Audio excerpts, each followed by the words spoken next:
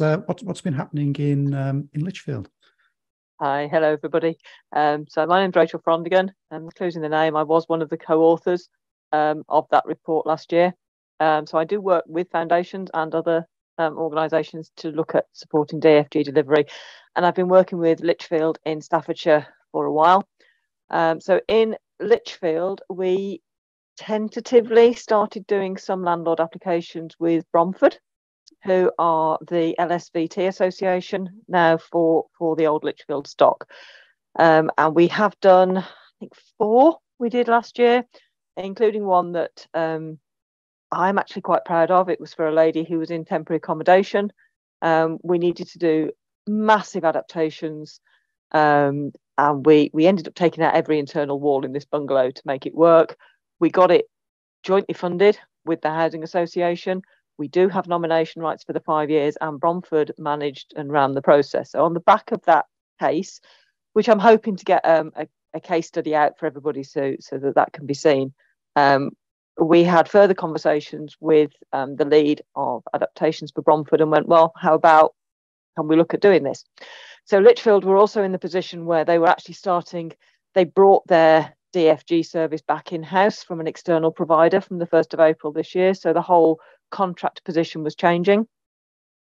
So as part of that, we introduced DFG grants, but we sort of did a soft rolling start from about January.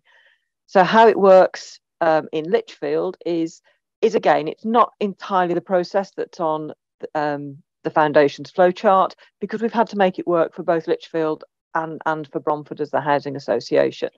So in Staffordshire, the Social Care Authority doesn't actually provide an occupational therapy assessment.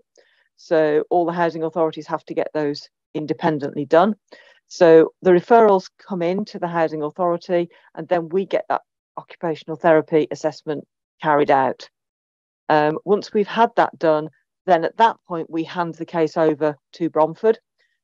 We actually use, it's not a plug, but we actually use Foundation's Case Manager, and we have a specific workflow.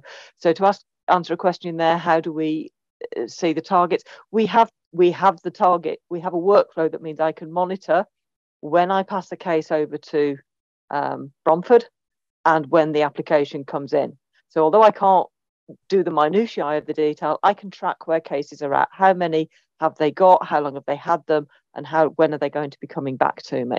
So Bromford at that point then go through, and it means that the feedback I've had from them is that it means that they're in control and they can have those discussions with their resident.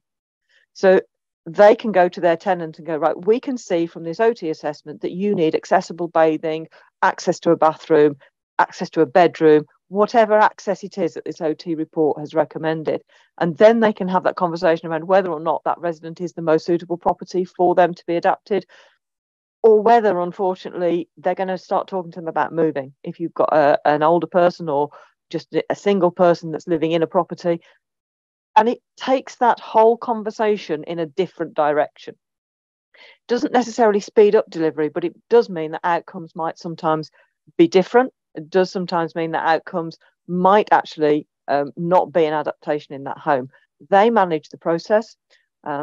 We're fortunate in that Bromford actually have a framework contractor for adaptations that they procured last year, and they have included it as a large enough scope of contract to be able to include DFG works. So they have an approved contractor, they get their price. Those prices are regularly benchmarked against the ones that the Lichfield service holds, so that we can make sure that we're looking at value for money, and we have an agreed specification. If Bromford want to do extra things whilst they're in that property, then they will do that at the same time, but they will fund it. In terms of how much grant funding available, we have the standard 30. Lichfield has a discretionary policy. Those are approved on an individual basis, following exactly the same criteria as if it was a tenant application.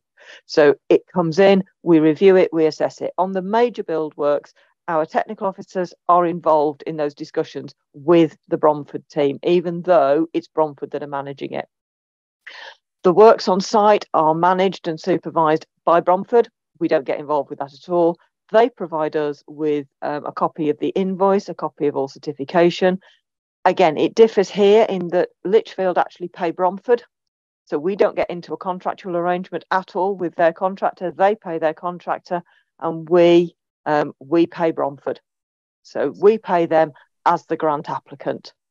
The reason we went this route, certainly for Lichfield, is we did a benchmarking exercise. We did a research exercise in terms of, were we, sort of go back on Clive's question of, are we disadvantaging people? We looked back and went, well, how many people would be paying a contribution if they were a tenant?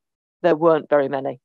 There were very, very few tenants within Lichfield district who were making a means tested contribution. There are still some works that if Bromford aren't able to cope with, then they are talking to us about the team managing those to actually complete those works. And we're in discussions with those. If those tenants have an assessed contribution, then how are we going to pay those so that they're not disadvantaged by the fact that Bromford's workload potentially means they can't do it? So those are discussions. What I would say from my experience working across a lot of local authorities, not just Lichfield, is that landlord applications are not a panacea. They're not a magic bullet to change anything, and it works differently in every local authority area and with every housing association. What it does need is that good working relationship and those interpersonal relationships on a local level between you and your housing association to actually make it work. In terms of, will it solve people getting consent where they're refusing consent? No. But what it does do is it puts that relationship between the tenant and their landlord. So it stops the housing authority, the DFG service, being stuck in the middle of that relationship. So if the housing association and somebody's put in a question around reinstating the works, well, the tenant wouldn't be reinstating them because it is the landlord that has made the grant application. And that was the lots of conversations we had with Bromford, is that you can't go back to your tenant. You are making the application. The funding is being given to the landlord. Therefore, all the works become the landlord's responsibility. Now, Bromford are looking into this around stair lifts, an ongoing responsibility. And it may be that once the period of warranty that we provide in Lichfield expires, they are looking at whether or not they gift that stair lift to the tenant, and the tenant has to accept that as a condition, because Bromford may or may not accept ongoing responsibility and liability for that. So it's around, you can't gift a bathroom, for example. So we can't require that. We haven't retained nomination rights in Lichfield simply because of how the choice-based letting systems worked. What we have got in our SLA memorandum of understanding that's still being finalised, even though we're doing it, is that Bromford have committed to not removing any adaptations that are put in and to allocating them to people with the same need. So because we don't operate a NOM system with choice-based lettings and stuff, it was all getting very messy. So we've got a guarantee and a commitment to that, rather than going, right, the housing authority can nominate the tenant. I'm just trying to scroll back through some of the questions. In terms of fee, Bromford are charging us a fee on these because they're appointing an extra staff. We worked very closely with Bromford to say that they understood, because nearly 50% of Lichfield's allocation goes to Bromford stock. It's as simple as that, because they're an LSVT, they have a lot of stock. We have a lot of vulnerable tenant residents. So they have committed to do it, but they have had to take on additional staffing to do it. We have committed to paying them a fee against each DFG. Therefore, that will cover that cost, and they will make sufficient from the fee to cover that staff member cost. I don't know whether there's anything else, Paul, you wanted me to say. I feel like I'm wittering. So no, I think it's kind of interesting that both you and Coral have said that, because I suppose I kind of set out that roadmap at the start, and there's lots of different variations at each step that could be made. It's kind of interesting that you kind of been flexing it and using different bits of it as kind of working in your local area, and it may be that some of those fly with certain housing associations and some perhaps don't. But are there any other kind of housing associations in the area that are now kind of interested and kind of taking Bromford's lead? To be absolutely honest, in Lichfield, we haven't spoken to anybody else, basically because we've been taking a whole DFG service back in-house. We've had other things on. It is certainly on the agenda, I think, for something that we will be looking at probably in 6-9 months' time. I think we wanted to bed it in with Bromford because that we get such a large number of applications with them. We probably only get 1, 2, maybe even 3 at tops applications for any other individual landlord. So therefore, for them, I can see that it will be more of a challenge.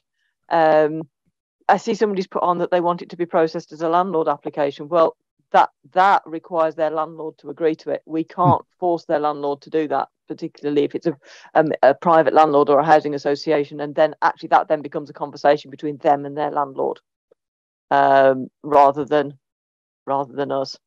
Yep. Yes. And is kind of anything each of you've heard from kind of each other's descriptions that and I think to a certain extent they're quite similar, been through kind of quite similar journeys, but it's kind of anything from each other's. I think the main thing I picked up on Rachel, like mine, it's communication is the key, and getting those relationships in place. So it's not a them and us. You're working together as a team to deliver the same outcome, which is an adaptation for a tenant, a customer. Absolutely. I mean, somebody said that one landlord called the DFG the bathroom improvement scheme. It absolutely isn't. And it has to be based on an occupational therapy assessment of that individual need. So we're not going in and doing whole-scale bathroom replacement schemes. That isn't what this is. This is individual adaptations that would normally have gone through as a tenant application. It's just going through a different application route. Yes, so look through any of the other comments. As I said, that this has been in the legislation since 1989. It's there are kind of other orders that have kind of referenced it. So it's clearly something that was intended to be part of the DFG system back when it was first invented, but has never really got used particularly. But I think in terms of... So Joe's just put a question going, how do we consult with social services? We get requests from various people in social services and from the Social Care Authority front door. And we've been advised by our county council that all that they are prepared to allow us to do is send it back to them going, can you provide us comment with this? And we have reached the point within Staffordshire that we send it back to them and say, can you let us know and respond within so many days or a couple of weeks? And if they don't, then we have to proceed. So that's how we have to do it, unfortunately. Yeah, I think Staffordshire is very different to most local authorities. Everywhere else in the country, yes. Paul. Yeah, so yes, I'm not going into that one here, no. But yeah. I'll leave that one for today. Yes.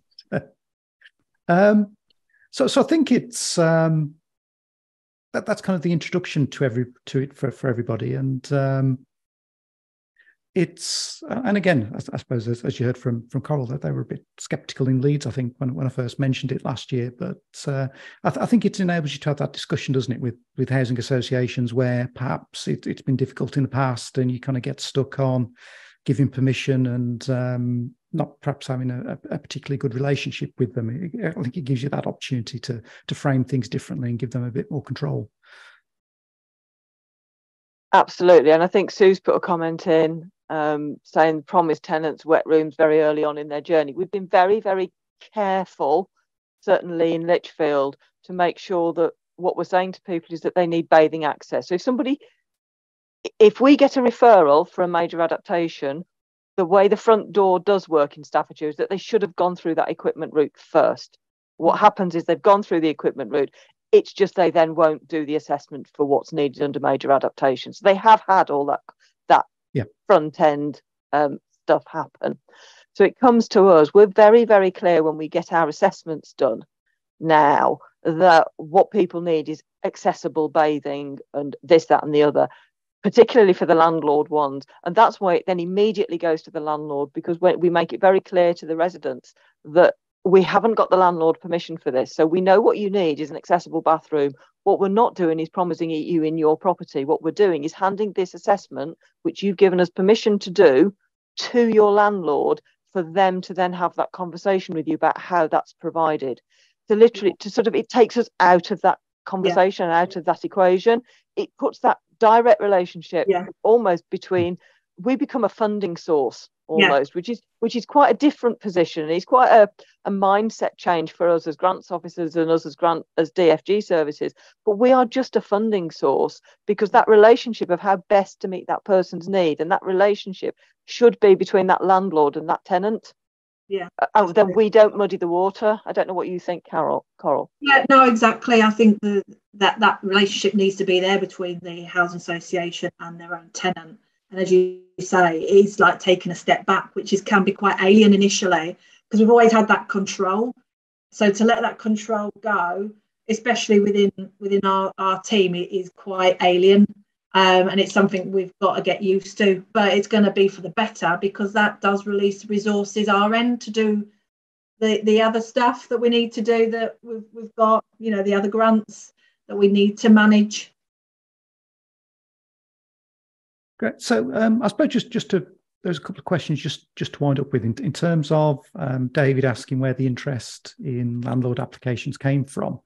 It was very much from the report, wasn't it, Rachel? And kind of finding that that there were so many issues with how adaptations were done in housing association properties that it was trying to find an alternative way to do things. There'd been kind of previous guidance that talked about having agreements between local authorities and housing associations, but the number that had an agreement had kind of dropped off the cliff, hadn't it? And I think just from the work that I'd done and that other foundations colleagues had been doing with organisations and with authorities, the biggest challenge was coming from landlords and from housing associations, and trying to get permission, trying to get them done.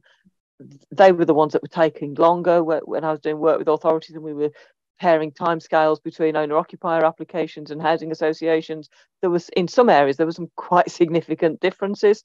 So it was trying to, which is sort of what then led to the research and things, which then led us to sort of go, well, how is there anything within anywhere that's currently there that doesn't mean that we all have to write a new policy, doesn't mean we all have to adopt anything new, that we could actually circumvent that and move forward. Yep.